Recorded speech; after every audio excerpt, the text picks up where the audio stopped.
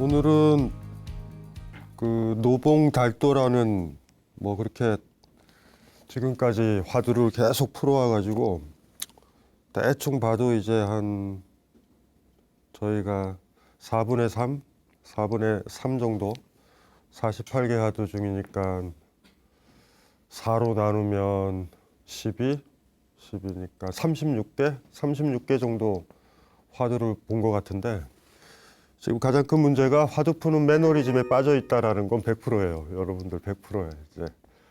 이제 진짜 문제인 거지. 그 약 있잖아요. 약 좋죠. 아플 때 먹으면.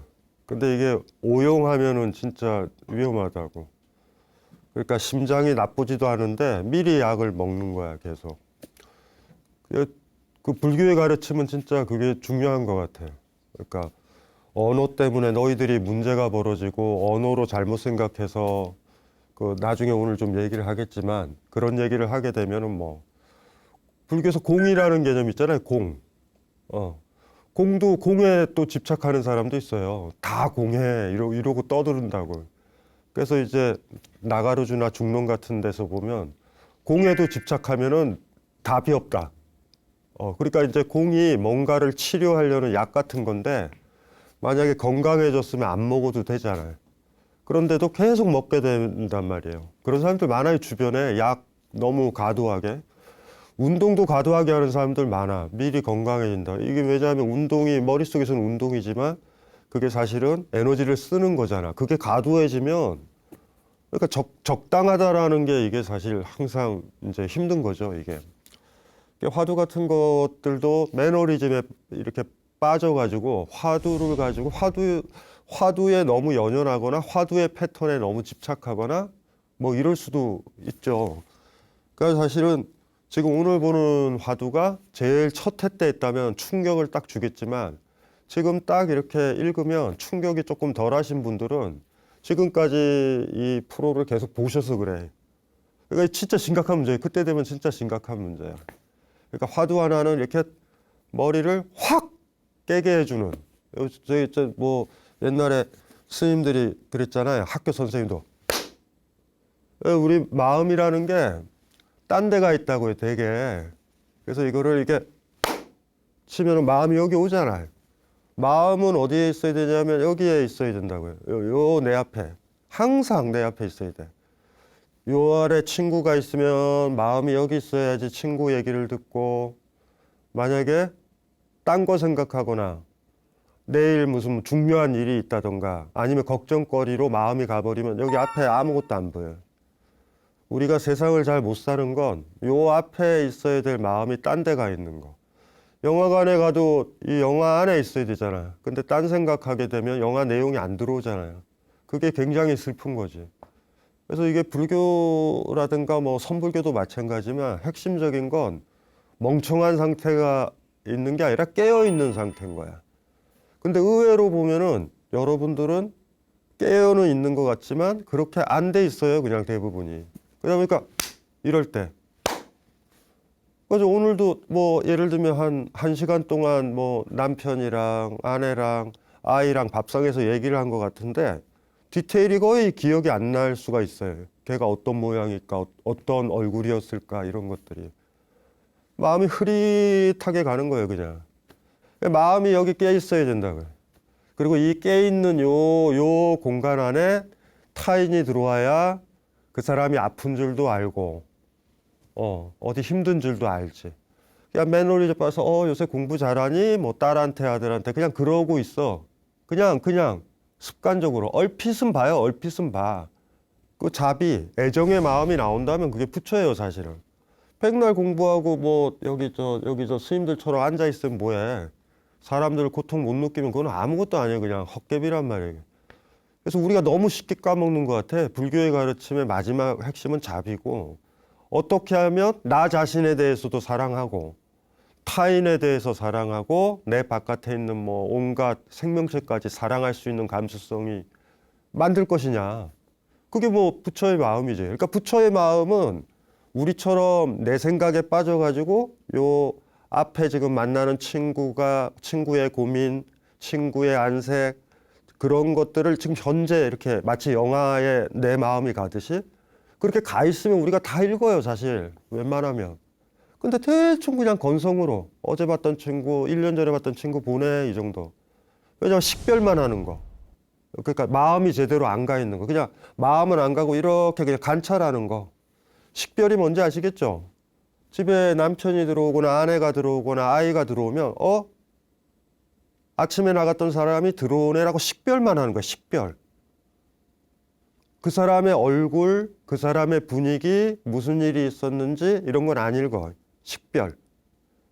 그래서 사실 농담 삼아 보면은 집에 키우는 애완견이 오히려 더 사람보다 나을 때도 있어. 애완견은 주인이 들어오잖아요. 분위기가 안 좋으면 뛰어들지 않아. 금방 알아. 그게 사실 가족이 개만도 못할 수도 있어. 근데 우리는 안다라고 생각해요. 그냥 식별만 하면서. 그냥 구별만 되는 거야. 어쨌든 옆집 아저씨가 아닌 우리 집 남편이 들어온 거고, 옆집 애가 아닌 우리 집에서 살고 있는 내 딸이 들어온 건데, 딸 안에서 딸이 오늘 뭐 봤고, 뭘 느꼈고라는 거 있잖아요. 그런 것들을 안 봐. 그냥 멀리서 그냥 구별만 하는 거야. 마치 우리가 관심 없는 사람 저기 있으면 1명, 2명, 3명 있네. 이렇게 하듯이. 그래서 사실 언어라는 것이 우리를 상당히 매너리즘에 빠지게 한다라는 건 너무 자명해요. 그거 자체가. 그래서 이제 오늘도 이제 그거와 관련된 화두고 지금쯤 여기서 한번 제가 주의를 주는 거예요. 확 깨어나야 된다. 우리 그때도 얘기했지만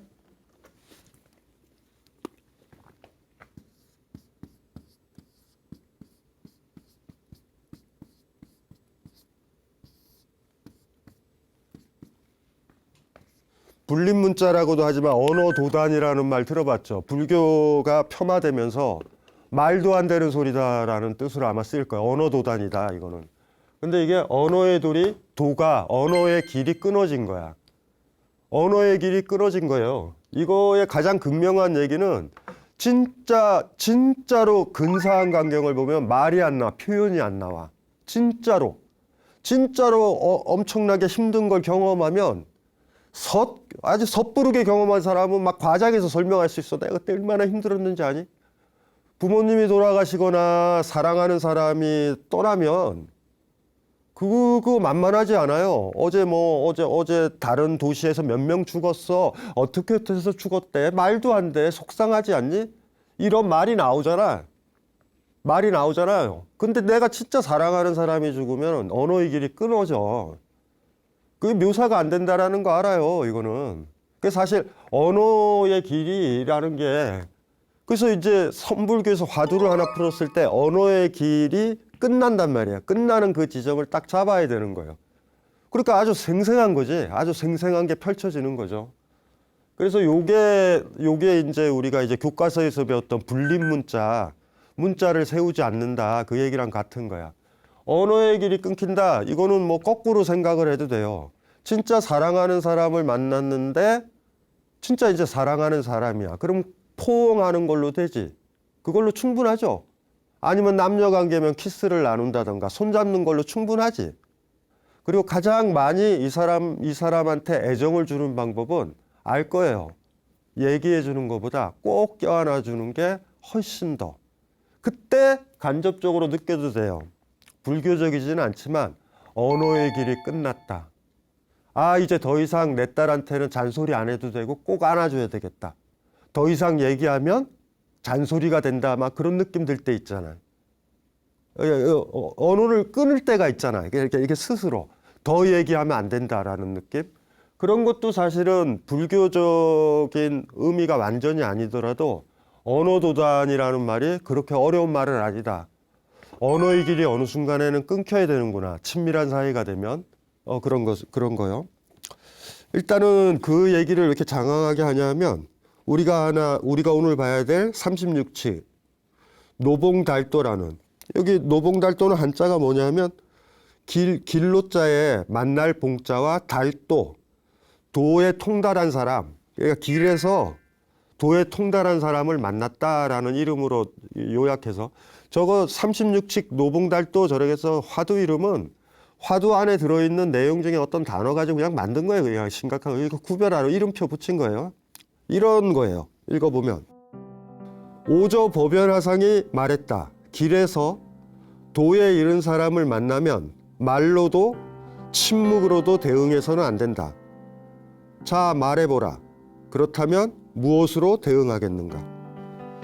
우리가 앞에서 풀었었던 하두와 이 유사한 하두들 약간 느낌이 기억이 아마 나시는 분은 그럴 거예요. 그래서 제가 이게 매너리즘에 이게 조심해야 된다. 그러니까 1차적으로 봐야 될 것은 도에 이른 사람이지만 깨달음을 얻은 사람이에요. 부처예요. 부처가 된 사람이야. 이 사람을 만나면 말로도 침묵으로도 대응해서는 안 된대. 그러면 그 다음에 이제 던져지는 거야. 그러면 무엇으로 대응하겠는가? 이렇게. 여기서 이제 말로도 침묵으로도 대응해서는 안 된다라는 얘기, 이게 사실은 더 중요한 것 같아요. 어쩌면. 왜 그 사람한테 말로도 침묵으로도 대응해서는 안 될까? 사실 그걸 먼저 봐야 그러면 어떻게 대응할까라는 게 문제가 그게 풀리거든요. 이게 보면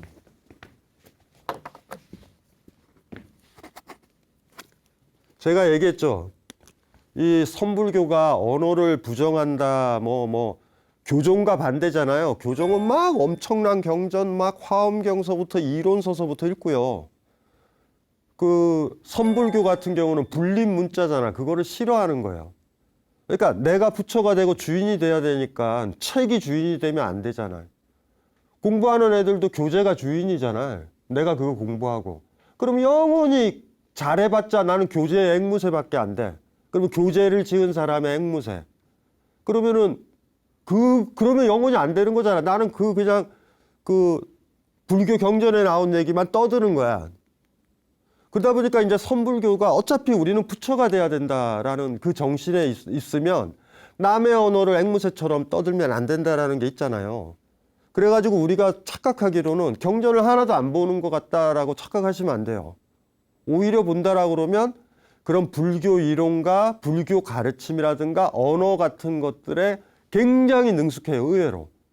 그리고 그거를 한 단계 넘어가려는 정신이 있으니까 제가 얘기를 했지만 이 중론이라는 책이 있어요. 나가르주나라고 용수 보살이라고 그러는데 이게 한자로 이제 번역을 해서 용수라고 그러는데 불교 이론가 중에서 최고 이론가예요. 최고 이론가. 아직도 어려워요.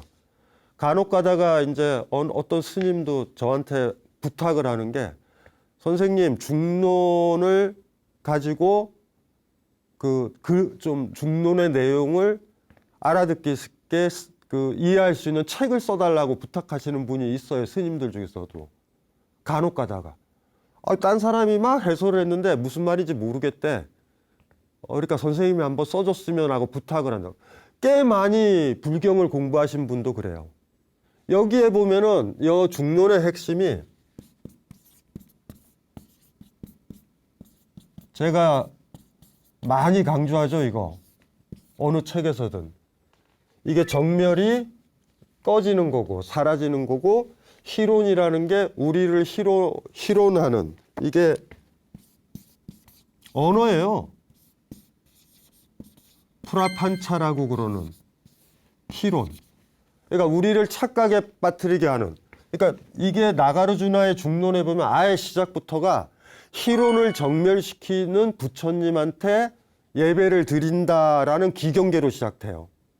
그러니까 중론이라는 책에서 공 얘기하고 막 복잡한 얘기를 하는 최고로 어려운 불교 이론서인데 시작이 이걸부터 나오거든요. 근데 우리 쉽게 알잖아, 이게. 이 같은 얘기거든요. 희론이 정멸됐다라는 얘기. 희론 얘기를 제가 잠깐 드릴까요? 언어가 우리를 이상하게 만든다. 희롱하는 논이라는 거예요. 프라판차라는 말을. 산스크리트어 프라판차가 이거를 한자로는 희론이라고 너무 잘 번역했어. 우리를 희롱하고 가지고 놀아. 그러니까 뭐냐면 희론이라는 건 그 어떤 논이나 어떤 이론이 내가 부리는 게 아니라 그 논의가 나를 희롱하니까 그 논의가 내 주인이야. 말에 사로잡히는 거죠. 대표적인 거 한번 보면 이런 거. 제가 얘기했잖아요. 이거 이렇게 하늘에서 여름에 내리는 게 뭐죠? 비죠. 비잖아. 이게 실제 모습이죠. 이 비는 어떻게 내려요? 비라는 건 어떻게 생겨? 습도 맞아야 되죠. 그리고 그게 온도가 해서 그 수증기가 응결이 돼야 되겠죠. 그 안에 그 응결될 수 있는 작은 먼지 같은 것들도 있어야 될 거예요. 그래서 그게 어느 정도 쌓이면 중력 때문에 내려오는 거잖아요. 아시죠? 불교적으로 얘기하면 여러 인연이 결합돼야 돼. 예를 들면 그날의 인연 중에 하나가 예를 들면 만약에 건조하다. 그러면 비가 생길 가능성은 별로 없잖아. 이해되시죠? 그런 여러 가지 조건들. 날씨가 너무 춥다. 그럼 비가 내리겠어요? 눈으로 내리거나 딴 걸로 내리겠지. 태양이라든가 모든 가지 조건들이 맞아야 된다고. 그리고 그 밑에 충분히 수증기가 올라갈 수 있는 내나 강이 있으면 더 좋죠. 만약에 완전 황무지라고 그러면 수증기도 없으니까 그 조건이 맞춰야 어떤 특정한 비가 나오잖아요. 요건 아무 문제가 없어요. 그런데 우리가 이걸 언어를 쓰면 문제가 된다 그랬잖아. 이거랑 언어의 세계는 비가 온다 이런다고. 이렇게 쓰죠. 비가 온다. 이렇게 딱 쓰면 맞죠? 비가 오는 거니까. 그러면 우리 언어의 습관 때문에 그래요. 이제 희롱하기 시작할 거예요. 제가 여러분을. 그 다음은 어떻게 돼요? 우리 이런 말도 쓰죠. 쓰죠. 쓰잖아. 이럴 때 착각이 벌어져요. 비가 안 온다라는 말은 말이 안 되는 거잖아. 비가 있는데 비라는 단어로 쓰는 그 지시하는 뭔가가 있는데 지금 안 오는 느낌이 들잖아. 그런 게 어딨어요. 맑은 하늘에 비는 없는 거야 그냥. 비가 온다라고 쓰면 어떻게 돼요? 요 위에 거는. 여기도 착각하면 안 돼요. 이 말도 비가 와요? 그냥 통째예요. 통째라니까. 비가 오고 있는 사태 이렇게 내리고 있는 이거 있잖아요. 이걸 그냥 가리키는 거야. 근데 주어를 쓰다 보면 무슨 문제가 벌어지냐면 문장으로 쓰면 비가 있는데 올 수도 있고 안 올 수도 있는 게 돼버려요. 많이. 그래서 비가 안 올 때 비가 어딘가 있는 것 같아. 없단 말이에요. 그냥 비가 안 오는 거야. 이해되시나요? 이해 잘 안 되죠? 그러니까 이런 것들이 중론에 많아요. 그냥 막 안에 너무 많아. 그래서 이 비가 공하다 그렇게 얘기하는 거야. 그거 없다. 그게 너희들이 생각하는 것처럼 비가 안 온다. 왜 이게 중요하냐면 강신주라는 말, 나라는 말도 똑같다고요. 이해되죠? 강신주가 죽었다. 강신주가 여기 없다. 강신주가 죽으면 죽은 거예요. 그런데 비가 안 온다를 딱 보면 지금 맞지만 비는 어딘가 있어. 이런 착각할 수 있잖아.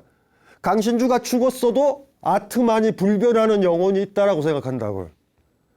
모든 게 그래서 막 날조로 하는 거예요. 천국이 있을 것 같고 막 있어. 그냥 없는 거예요. 깔끔하게.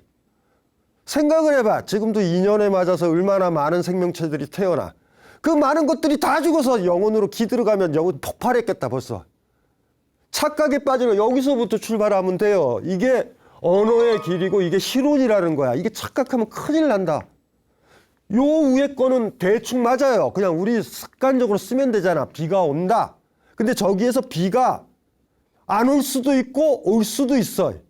그런데 온다라고 비를 실체화하면 큰일 난다고요. 여기서는 대충 돼. 대충 돼요. 비가 온다 상관없어. 비가 오나요? 그냥 통째지. 요게 좀 이해가 안 되면 번개가 친다 보세요. 번개가 쳐요? 번개가 안 치고 있다가 쳐요? 번개와 친다는 같은 사태예요. 비가 온다가 비가 이러고 있다가 와요? 아니에요. 그냥 비 내리는 게 비가 오는 게 비란 말이에요. 여기는 문제가 없어. 근데 언어를 쓰니까. 근데 여기 한 단계 가면 어떻게 돼? 비가 안 온다. 번개가 안 친다. 번개가 어디에 있는 것 같아 보여. 그 다음에 이렇게 생각한다면 여기로 오면 이제 일이 복잡해지는 거예요. 비라는 게 있어. 지금 올 뿐이야. 이런 생각을 하게 된다고. 요 밑에 게 말이 안 된다라는 걸 아셔야 돼요. 무슨 말인지 알죠? 비가 안 온다는 거짓말이야. 달리 표현한 게 훨씬 좋아요. 지금 날씨가 맑다. 인연이 다 한 거예요. 그러면 없죠? 똑같은 거야, 우리도요. 인연이 있고 지속하고 그게 있기 때문에 존재하는데 그게 흩어지면 어떻게 돼요? 사라진다. 사라져도 어딘가에 있을 거야 라고 이러면 그게 아트만이란 말이에요. 불교에서 얘기하는. 그래서 집착이 생기는. 그래서 이런 거를 희론이라고 그러고 이걸 언어의 도라고 그래요. 여기에 보면은 요 메커니즘에 딱 나오잖아요. 비가 안 온다라는 느낌에서 이게 얼마나 무서운 집착인지. 무슨 말인지 아시겠죠? 내 기억인 거예요. 내 머릿속에 집착하고 있는 거야. 아까 비 왔던 걸 생각하는 게 비 왔던 게 너무 큰 거예요, 나한테. 그러니까 비가 안 온다가 되는 거야. 비가 안 온다와 지금 막다는 다릅니다. 완전 다른 거예요, 그거는. 무슨 말인지 알죠? 완전히 맑은 세계는 느끼지 못하고 비가 안 온다로 느끼고 있어요. 부처가 된 사람은 비가 안 온다로 보지 않고 지금 막다라고 보는 사람이란 말이야. 굳이 얘기하면. 이해되죠? 언어에 사로잡히면 안 돼. 그러니까 언어에 사로잡힌 언어의 논리로 이 사람을 대응해서는 안 된다 그랬잖아요. 침묵도 언어입니다. 왜 그러냐면 시 같은 것만 보더라도 말하기와 침묵이 교차되면서 리듬이 생겨요. 그러니까 예를 들면 제가 그런 것도 예전에도 한번 했는데 나는 너를 사랑해. 이거랑 나는 너를 사랑해. 이거랑 나는 너를 사랑해. 이건 다릅니다. 그래서 시가 리듬이 생겨요. 아이를 야단칠 때도 보면 뭔지 아시겠죠? 빠르게 너 혼나볼래? 이렇게 하는 게 너 그 침묵이 아이를 죽입니다. 무슨 말을 하려고 저럴까? 이해돼요? 그러니까 그게 언어의 세계예요, 사실은. 그런데 지금 언어로는 대응하지 말라고 그랬잖아. 그러니까 제 탓이 아니에요. 이거 듣다가 선불교 화두 푸는데 뭐 나가르주나 얘기하고 뭐 이런 얘기하고 왜 그러냐라고 그러지 마세요. 왜냐하면 이거를 풀 때 지금 기본 전제가 이 언어의 길의 문제야. 그럼 어떻게 대응할 거냐라는 건 문제야. 집착이 어디서 오는지 아시겠죠? 예. 그때도 얘기를 했잖아요, 제가. 이제 또 하면. 여기 책 있죠? 책 있잖아. 이건 아무 문제 없어요. 여기 보세요. 또 이것도 안 보고 조시는 분들이 있으니까. 보이죠? 보이죠? 책 보이죠?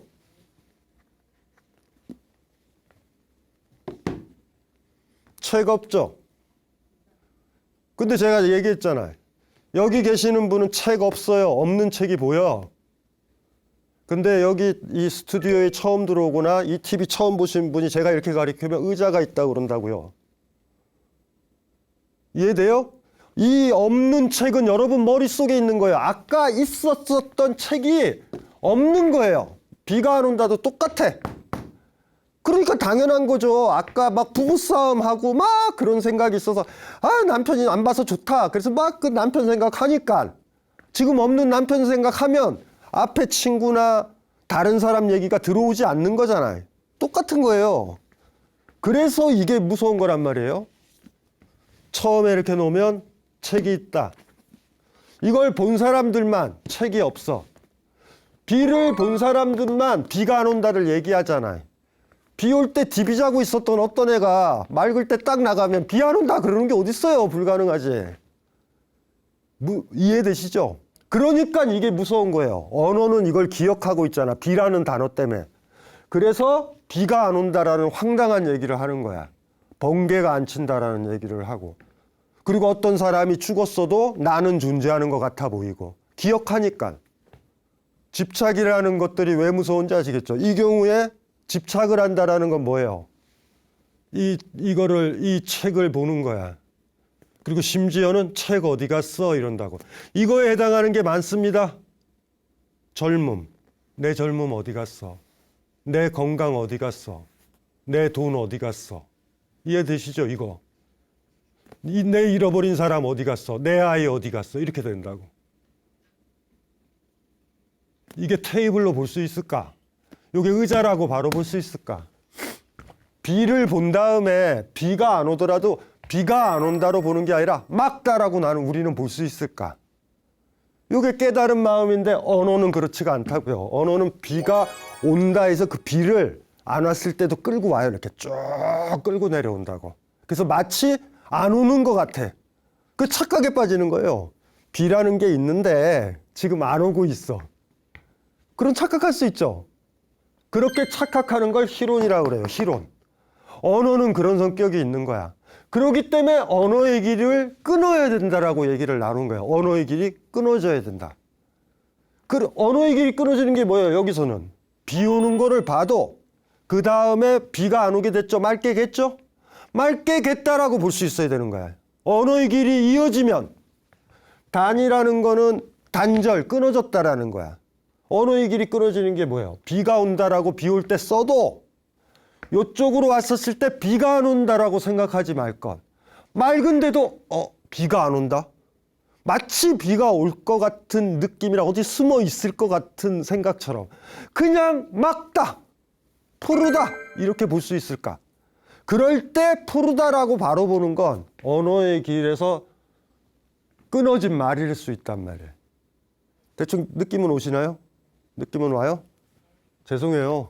예. 많은 강연을 해봐서 알아. 요 언어 얘기를 하거나 나가르주나 얘기하거나 아니면 나가르주나를 또 이해하기 위해서 비트겐슈타인을 얘기하는 순간 사람들이 다 졸아. 이건 왜 그러지? 라는 이런 생각도 들어요. 왜 나만 이상한가? 저는 이런 거 떠들 때는 좋거든요. 초창기 땐 좋았어. 너희들이 졸든 말든 내가 떠들었는데 요새는 이거를 강의를 안 해요. 가급적. 왜 안 하겠어요? 졸아. 이거는 저한테 치명타예요. 너무 속상해. 이 소중한 시간을 쓰는데 딴 방향으로 강의를 하는 게 100배 낫는데 왜 사람들을 졸게 하는가? 생각은 좀 해보셔야 돼요. 그러니까 그래도 뭐 어떡하겠어요. 이미 말을 끌었으니까. 비에 대한 집착이 없이 막다라는 느낌으로 보여줘야 된다. 그냥 저 발언으로 돼야 된다. 있었잖아요. 책을 보지 말 것. 책 없네 라고 보지 말 것. 왜요? 의자가 있으니까. 우리 마음속에만 사라진 것들에 대한 집착이 있어요. 젊음에 대한 집착도. 50, 60 먹은 아주머니가 거울에서 젊음을 보면 없어진 젊음을 자꾸 보잖아요. 그러면 60이 가질 수 있는 그 특이한 주름들과 그거를 긍정하지 못해. 자꾸 비교하고 하찮은 걸로 보인단 말이야. 그러면 있는 그대로 앞 세계를 못 느끼잖아. 마음이 딴 데가 있으니까. 그래서 요 간극이에요. 근데 언어는 이렇게 장난을 칠 수 있다. 이렇게 표현하면 안 되죠. 비가 안 온다라는 표현은 비에 대해서 집착하고 있는 사람만 써. 엄마도 물어볼 거예요. 야, 나가봐. 비가 오나 안 오나. 지금 두 사람 하두는 비야. 비가 안 와요. 뭘 하려고 그러나 봐. 그러니까 애가 딱 가면 가가지고 비 안 와요 이러잖아. 두 사람 다 막다라고 봤으면 좋겠어. 막다. 그리고 비가 안 오고 맑은 날 비는 존재하지 않는다. 어디에도 그냥 막다. 내렸던 비는 인연이 다해서 여러 가지 인연들의 마주침이 다해서 흩어진 거다. 눈사람이 하나 있으면 눈사람을 하나 만들어 놓으면 온도가 올라가도 높고, 그렇죠? 눈사람 하나가 유지되는 거 뭔지 알죠? 습도도 유지돼야 되고 온도도 유지돼 여러 가지 조건이잖아. 그 중에 한 조건만 사라지면 눈사람은 서서히 녹기 시작할 거라고. 그런 것처럼. 눈사람이 없어졌다 그래서 눈사람이 천국에 가 있다 그러면 안 되죠. 알잖아. 인연이 다 돼서 사라진 거고 또 인연이 만나면 눈사람 또 만들면 돼. 하나의 눈사람이 만들어지면 눈도 내려야 되지, 습도도 맞아야 되지, 온도도 충분히 낮아야 되지, 눈사람을 만들겠다라는 꼬맹이도 만나야 되지, 그걸 도와주는 아버지도 만나야 되죠. 엄마가 그래 이 장갑 안 쓰는 거니까 갖다 줘.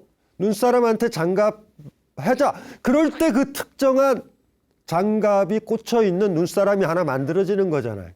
그게 확 녹아도 무슨 상관이에요. 인연이 다 돼서 온도랑 뭐 여러 가지 그 조건들이 흩어져 버리면 똑같은 거야. 이 비가 온다라는 말도.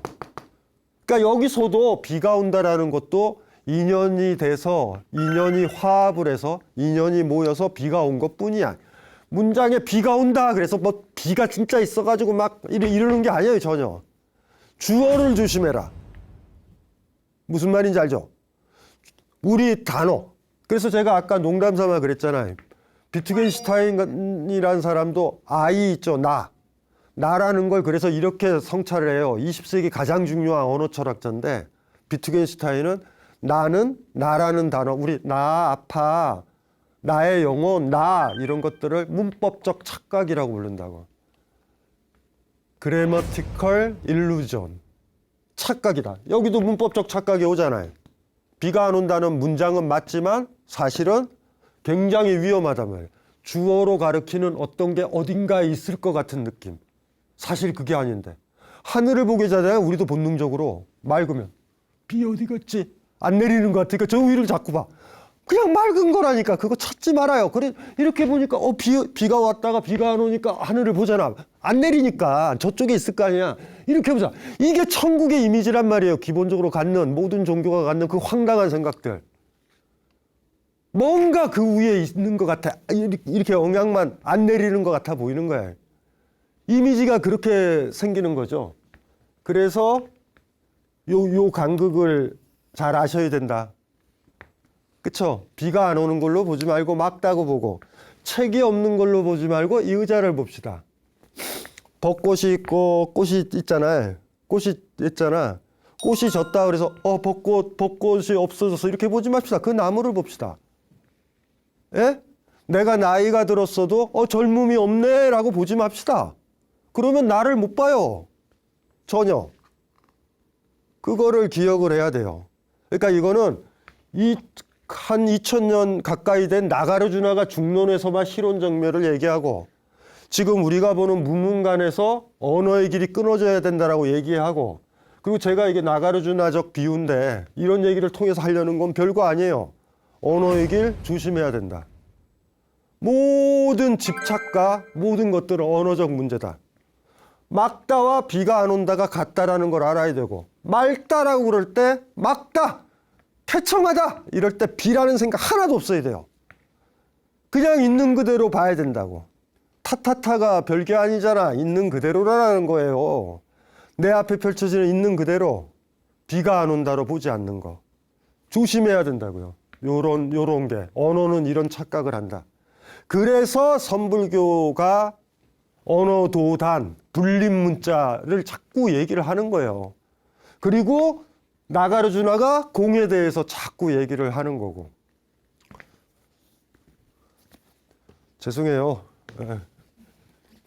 제가 막 이렇게 열정적으로 하죠. 왜 그러냐면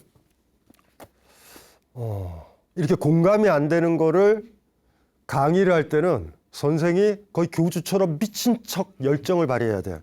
그럼 사람들이 그 아우라에 눌려가지고 알아듣는 듯한 느낌이 들어. 근데 강연 다 끝나고 나면 한 10분 지나면 뭔 말인지 알죠? 그래서 부드러운 거나 다 공감되는 얘기는 제가 차분히 얘기하고, 일단은 간에 일단 안 졸리기는 해야 되겠다. 그래서 강사들이 열정적으로 얘기할 때 조심해야 돼. 그런 애들이 되게 교주고 잘못되면 히틀러고 이렇게 된다고. 근데 오늘은 그 노릇을 할 수밖에 없었어요. 이게 얘기를 해야 되니까. 그래서 그렇게 나온 거예요. 길에서 도에 이른 사람을 만나면 말로도 침묵으로도 대응해서는 안 된다. 왜냐하면 그 사람은 언어의 길을 벗어났기 때문에 나도 언어로 대응하면 안 된다. 근데 얘기를 하는 거예요. 자, 말해보라. 그렇다면 무엇으로 대응하겠는가? 뭘로 대응하겠어요? 어떻게 하면 되겠어요? 이 무문가는 제목 자체가 그 문이 없는 문, 그러니까 영어로 게이트리스, 그러니까 게이트 없는 게이트 이렇게 번역되고, 그리고 실질적으로 또 다른 의미는 이걸 편찬한 사람이 무문 스님이야. 그러니까 무문 스님의 간문이란 뜻도 있지만, 무문 스님이 또 이게 선불교가 언어의 길의 한계를 아는 사람들이니까 글을 얼마나 잘 쓰겠어요. 그러니까 무문가를 만들었어요. 그러니까 무문 스님의 간문이다 이러면 안 돼요. 장난치시는 거야. 원래는 게이트리스 게이트가 맞아. 문이 없는 문. 뭐 이렇게 만든 건데, 여기서 무문 스님이 이걸 편찬을 할 때 뭐라고 코멘트를 다냐면, 어떻게 대응할까를 무문 스님의 답은 뭐냐면, 깨우친 사람 있잖아요. 부처가 된 사람, 주인이 된 사람의 표현이 뭐냐면 턱을 잡고요. 턱을 잡는 거야. 길거리에서 만났는데 만난 다음에 주먹으로 친다예요. 답이. 답이 대응은 했잖아. 말도 안 하고. 그렇게 접근을 해 들어가는 거예요. 무슨 말인지 헷갈리죠? 예, 많이 헷갈리죠? 이거의 핵심은 뭐냐면 저 언어랑 저거랑 관련돼 있는 문제인데 중론에서 저거랑 비슷하게 나와 있는 얘기가 뭐냐면 제가 얘기했죠. 나와 나의 것이라는 거에 대한 집착이 사라져야 된다. 많이 나오죠. 그리고 뭐 요 부분이 힘들어요. 왜냐하면 저는 사실 방법이 많다고 보거든요. 말로도 침묵으로 해서도 안 된다 그랬잖아. 근데 무문 스님이 가르쳐 준 거는 때리는 거야. 그래서 사실 이걸 푸는 거는 어렵진 않아요. 임재식으로 생각해도 돼. 부처를 만나면 부처를 죽여야 내가 부처가 되잖아. 부처 앵무새가 아니고. 임재 스님의 얘기예요. 스승을 만나면 스승을 죽여야 내가 스승이 되는가. 스승의 권위를 인정하고 부처의 권위를 인정하면 나는 내가 불제자가 되면 나는 부처가 아니잖아. 부처가 제일 바라는 건 내가 부처가 되는 거잖아요. 모든 사람이 성부라는 거. 근데 내가 부처 얘기만 계속하면 안 되잖아. 그러니까 그 사람의 권위가 부정이 돼야 내가 주인이 됐다라는 거. 난 당신 주인, 당신 뭐예요? 노예가 아니다라는 걸 보여주는 걸로 때렸다. 이렇게 해도 되는데 내가 주인이라고 그러는 게 때릴 이유만 있나? 저는 다른 것도 많다고 봐요. 깨달은 사람의 턱을 간지러 주는 거. 이게 아마 임재 스님이 아니라 조주 스님의 방법일 거야. 우리가 여기 화두를 풀다 보면 임재 스님의 강력한 거와 조주 스님의 살랑살랑한 봄바람 같은 게 있다 그랬잖아. 무슨 말인지 알죠? 내가 당당하게 우리 멍멍이 이렇게 쓰다듬어 주듯이 이해되죠? 그러니까 굳이 팰 필요 있을까? 저는 다른 방법도 있다고 봐요. 언어랑 침묵, 언어의 길로 대응해서는 안 되지만 이런 방법도 있어요. 그거는 이 사람한테 보여주는 거야. 나도 앵무새 아니야. 나도 주인이야. 당신한테 굽신거리지 않아. 부처를 만나면 부처를 죽여야 나는 불제자가 아니라 부처가 되는 거니까. 이 사람이 가장 바라는 건 뭐예요? 모든 사람이 부처가 바라는 건 주인이 되는 거니까 주인을 보여준 거야. 탁. 근데 다른 방법도 있지 않아요? 이렇게 멍멍이 쓰다듬어 주듯이 깨달은 부처님의 턱을 간질간질 이것도 있을 것 같아. 그 무문 스님의 해법은 이 화두 끝나고 해법은 그 사람의 턱을 잡고 주먹으로 때린다. 요거는 부처를 만나면 부처를 죽여야 내가 부처가 된다. 부처를 만났는데 경배를 하면 나는 부처가 안 되고 불제자가 되는 거잖아. 요런 라디칼한 방법도 있고 조주 스님적인 스타일이라고 그러면 약간 부드러운 봄날 바람 같은 스타일이라고 하면 저는 멍멍이 쓰다듬는 것처럼 해도 될 것 같아. 뭔지 알죠? 그래서 아이 예뻐라 너 부처 됐냐? 이렇게 쓰다듬어주는. 그래 너 부처야 잘났어 이런 거. 경배하지는 않지만 내가 당당해지는. 내가 주인임을 보여주는 거. 이 방법도 있을 것 같아요. 오늘은 사실은 이거를 하면서 언어의 길에 대한 이야기, 언어 도단에 대한 이야기, 희론에 대한 이야기 다시 한번 느끼는 건 저는 이게 시청자분들이 어떻게 볼지 모르지만 여기 방청하시는 분들이 지적으로 이해하려고 그런다. 그러니까 막 그 공감의 느낌보다 그래서 이건 또 다시 한번 느꼈어요. 당분간 나가루나 중론을 해설하는 강연이나 그건 안 한다. 당분간. 근데 이건 항상 비가 온다.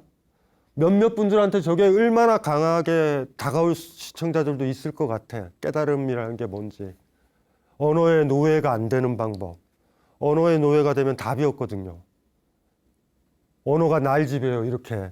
그래서 희론이라고 그랬던 나가르주나의 생각. 선불교에서 불린 문자를 세우지 않는다라는 그 생각. 언어 도단 저걸 얘기하는 생각. 그리고 깨달은 사람은 언어의 길에서 자유롭다. 깨달은 사람이 언어를 안 쓴다는 거 아니에요? 막다라고 쓸 수 있는 거에 가깝다라고 보시면 돼요. 막다. 비가 안 온다가 아니라 막다. 또 비가 온다 써도 돼, 비 올 때는. 그런 거를 생각을 하시면 될 것 같아. 그리고 요 화두 다시 한번 보면 어떻게 대응할까? 언어로는 대응하지 말라고 그러니까 깨달은 사람한테는 나도 깨달은 사람이라는 걸 보여주는 게 그 사람이 제일 원하는 거잖아. 삶의 주인이 된 사람이 타인들한테 바라는 것, 손님으로 살지 않는 모습이니까. 그래서 무문스님처럼 얼굴을 팍 때리는 거. 그 방법도 있지만 또 똑같이 조주스님 스타일이라면 쓰다듬어주는 거, 개 쓰다듬듯이 이렇게 그 방법도 다양하게 있을 거다. 그래서 마지막으로 한번 읽어보고 들으시면서 저 언어의 길이 끊어진다, 희론정멸이란 느낌, 저거를 조금만 지적이지만 조금 머릿속에 두면서 한번 읽어볼게요. 오저보변 화상이 말했다. 길에서 도에 이른 사람을 만나면 말로도 침묵으로도 대응해서는 안 된다.